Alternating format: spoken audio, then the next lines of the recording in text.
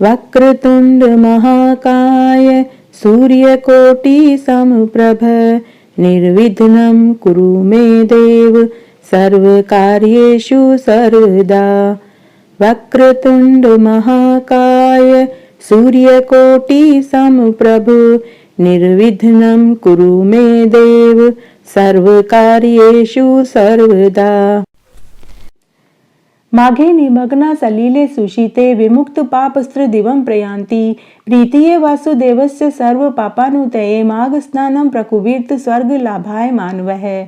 माघ मासे गमिष्यन्ति गंगा यमुना संगमे ब्रह्मा विष्णु महादेव रुद्रादित्यम रुद्रणा। राधे राधे, जय श्री कृष्णा। मैं सीमा सिंह आप सभी को सादर प्रणाम करती हूँ। आज मैं आपको माघ मास का महात्म्य सुनाने जा रही हूँ। चाहे माघ मास हो, कार्तिक हो, बैसाख हो, मार्गशीर्ष मास हो, पुरुषोत्तम मास हो या फिर आप घर पर ही स्नान कर रहे हो, निवस्त्र होकर स्नान नहीं करना चाहिए। माघ मास में निवस्त्र होकर स्नान क्यों नहीं करना चाहिए वो मैं सबसे पहले आपको बताती हूँ। गरुड़ पुराण के अनुसार जब मनुष्य स्नान करता है तो उसके रक्षक के रूप में उसके पितर उसके आसपास ही रहते हैं। निवस्त्र स्नान करने से पितर नाराज हो जाते हैं और उस मनुष्य या उस महिला को पितर दोष लगता है। इसलिए निवस्त्र नहाने वाले स्त्री पुरुष का तेज, बल, शौर्य, सुख, वैभव, संपत्ति, धन, यश सब नष्ट हो जाते हैं। इसलिए कभी भी निवस्त्र स्नान नहीं करना चाहिए। पद्म पुराण के अनुसार जब गोपियां यमुना जी में निवस्त्र स्नान कर रही थी तब भगवान श्री कृष्ण ने उनके वस्त्र चुरा लिए थे और उनको वस्त्र इसी शर्त पर वापस दिए थे कि दोबारा कभी भी वो यमुना नदी में निवस्त्र स्नान नहीं करेंगी। इसलिए मनुष्य को निवस्त्र स्नान कभी भी नहीं करना चाहिए, चाहे वह माघ मास हो, कार्तिक हो, बैसाख हो, पुरुषोत्तम मास हो या फिर साधारण दिनों में भी निवस्त्र स्नान कभी भी नहीं करना चाहिए। नहाते समय मुंह किधर होना चाहिए? माघ मास हो, कार्तिक हो, बैसाख हो, कोई सा भी मास हो या फिर घर में साधारण दिनों में भी अगर मनुष्य नहाए तो किस तरफ मुंह करके नहाना चाहिए? नहाते समय मुंह पूरब, पश्चिम, उत्तर की तरफ हो सकता है, लेकिन सबसे श्रेष्ठ पूर्व दिशा होती है।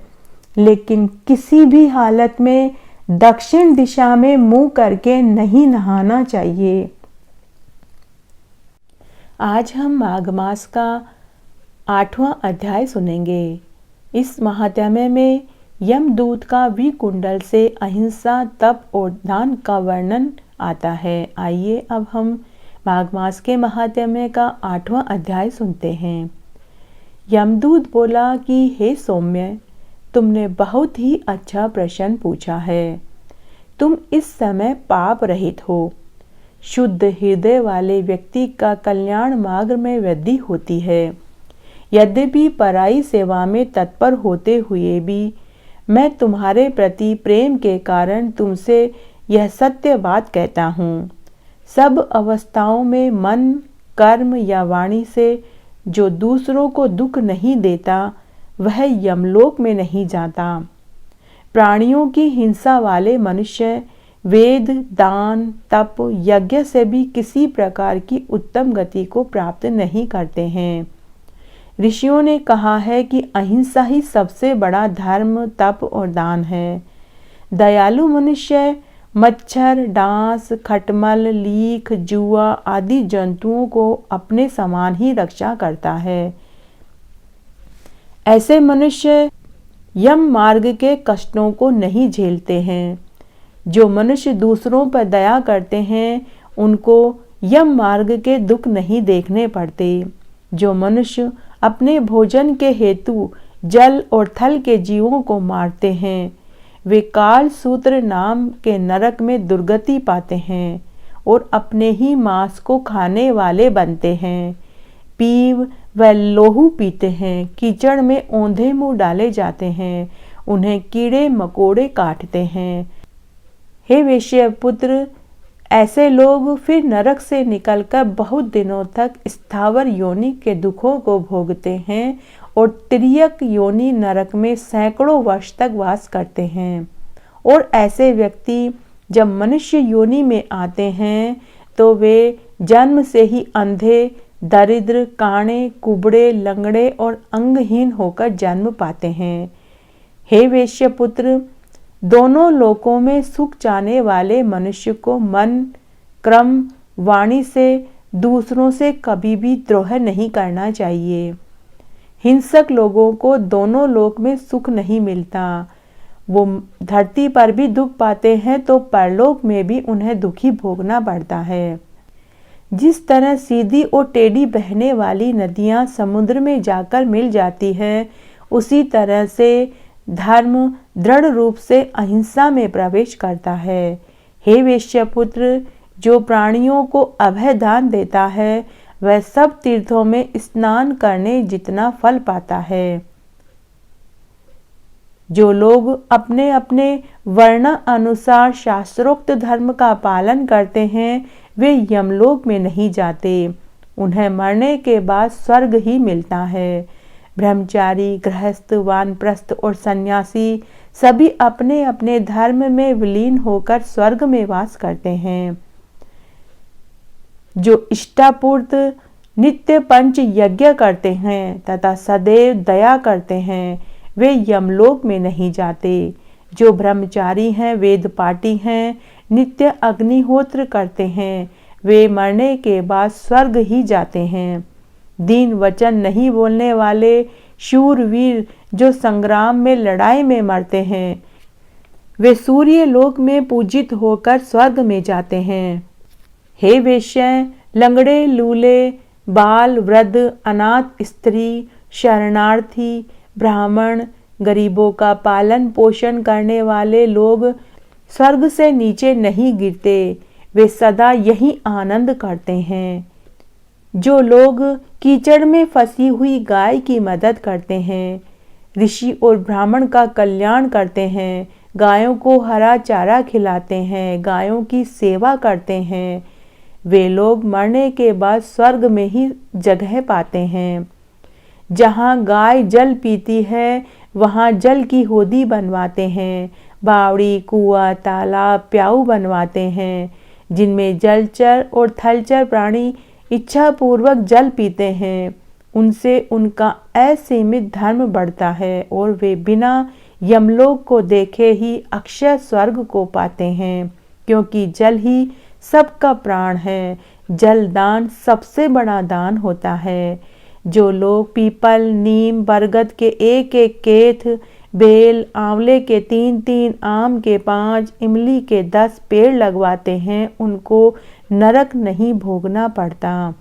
10 कुपुत्रों की अपेक्षा 5 वृक्ष लगाना श्रेष्ठ होता है, क्योंकि वे पुत्र रूपी वृक्ष अपने पत्ते, फूल, फल, मूल से पितरों को तृप्त करते हैं। उन स्त्री पुरुषों को अग्नि में अग्निहोत्र करने की आवश्यकता नहीं जिन्होंने मार्ग में घने छायादार वृक्ष लगवाए हैं। जो स्त्री पुरुष छायादार पेड़ लगवाते हैं वे सदा ही स्वर्ग में आनंद करते हैं। जो लोग छायादार वृक्षों को काटते हैं वे बड़े ही मूर्ख होते हैं, मरने के बाद उन्हें नरक भोगना पड़ता है। हे वेश्य, जहाँ तुलसी वन होता है वह घर तीर्थ के समान होता है, वहाँ यमदूतों का वास नहीं होता। जो लोग तुलसी की पूजा करते हैं, तुलसी में जल सींचते हैं, उन्हें नरक के दुख नहीं देखने पड़ते।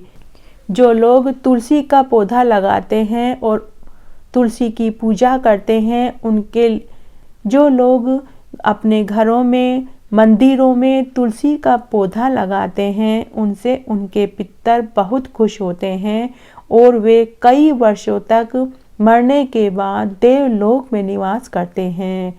जितने बीज और दल तुलसी के होते हैं वे उतने ही वर्षों तक स्वर्ग में वास करते हैं। नर्मदा दर्शन, गंगा स्नान तथा तुलसी दल का स्पर्श, इन तीनों का पुण्य फल बराबर होता है। तुलसी की सेवा करने वाले, सींचने वाले, तुलसी का दर्शन करने वाले, स्पर्श करने वाले, मन, वाणी और वचन से उनके सभी पाप नष्ट हो जाते हैं। हे वैश्य, प्रत्येक पक्ष में द्वादशी के दिन ब्रह्मा आदि देवता भी तुलसी वन की पूजा करते हैं। रत्न, सोना, फूल तथा मोती ये तुलसी की समानता नहीं कर सकते, क्योंकि इनके दान से 16 गुना दान तुलसी पत्र का दान है। जो फल 1000 आम, 100 पीपल के वृक्ष लगाने से मिलता है, वही फल तुलसी के एक पौधा लगाने से ही मिल जाता है। जो तुलसी की मंजरी से हरि की पूजा करता है, वह वापस गर्भगृह में नहीं आता।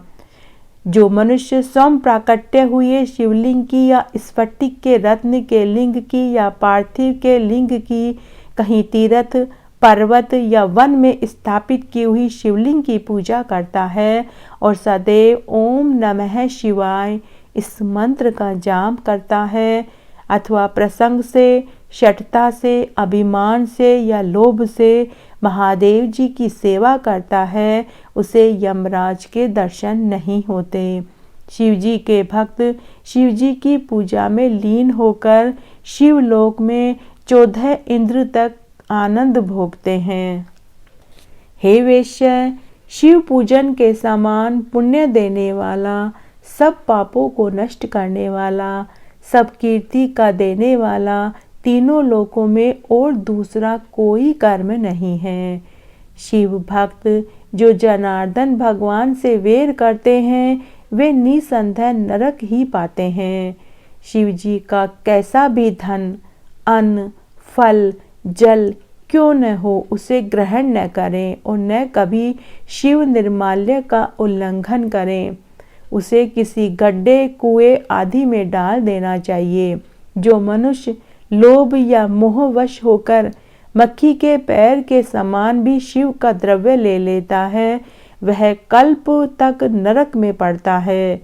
जो तृण, काठ या पत्थर का ब्रह्मा, विष्णु अथवा महादेव जी का मंदिर, मठ बनवाते हैं, वे मनुष्य इन देवताओं के लोक में बहुत समय तक वास करते हैं। हे वैश्य, जो लोग धर्मशाला, गौशाला, सन्यासियों के लिए विश्राम स्थल, ब्राह्मणों के लिए, गरीब लोगों के लिए कुटिया बनवा कर के देते हैं, वे इंद्र के भवन में वास करते हैं। जो लोग मंदिरों का जीर्णोद्धार करवाते हैं, उन्हें अक्षय फल प्राप्त होता है, और जो लोग मंदिरों को तोड़ते हैं, वे घोर नरक में जाते हैं। जो मनुष्य लोभवश देवता, ब्राह्मण तथा सन्यासी के मठ पर अधिकार कर लेता है, उनके समस्त धर्म नष्ट हो जाते हैं। जो मठ के पत्र, पुष्प, फल, अन्न, द्रव्य का भक्षण करते हैं, उसके पुत्र, कुल, बंधु बांधव 21 नरक भोगते हैं। सूर्य, चंडिका, विष्णु, गणेश देवता का द्रव्य भक्षण नहीं करना चाहिए। मठाधीशों के अन्न का भोजन भी नहीं करना चाहिए। यदि भोजन करता है तो चांद्रायन व्रत करके इस पाप दोष से मुक्त होना चाहिए। अगर कोई मठ अधिकारी को स्पर्श करता है तो उसे वस्त्र सहित जल में गोता लगाना चाहिए। ब्रह्मा, विष्णु, शिव की पूजा के लिए जो बगीचा लगाते हैं, वे देवलोक में वास करते हैं। जो मनुष्य सदैव पिता, माता, देवता, अतिथियों की सेवा करते हैं, वे प्रजापति के उत्तम लोक को पाते हैं। इस प्रकार आज मैंने आपको माघ मास के महात्म्य का 8वां अध्याय सुनाया। आशा करती हूँ आपको जरूर पसंद आएगा। मेरे साथ बने रहने के लिए आपका धन्यवाद। आगे की कथा कहानी के लिए भी आप इसी तरह मेरे साथ बने रहें। धन्यवाद।